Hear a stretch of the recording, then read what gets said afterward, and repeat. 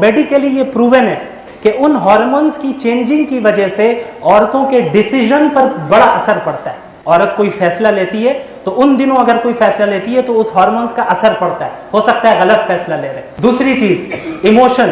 ہر انسان کے اندر دو حالت ہوتی ہے, ایک حالت عقل کی ہوتی ہے, دوسری حالت جذبات کی ہوتی ہے.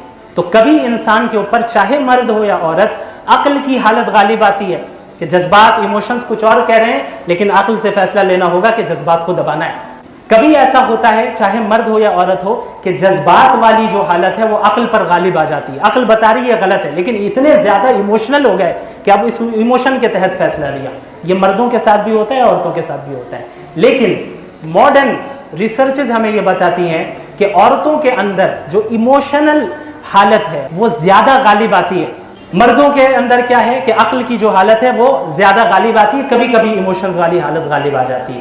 عورتوں کا ایموشن والی حالت کا غالب آنا یہ عیب نہیں ہے, یہ اس کی خوبی ہے. اب آپ دیکھیں مرد اپنے بچوں سے وہ بھی محبت کرتا ہے لیکن جو ماں کی محبت ہوتی ہے وہ الگ ہوتی ہے.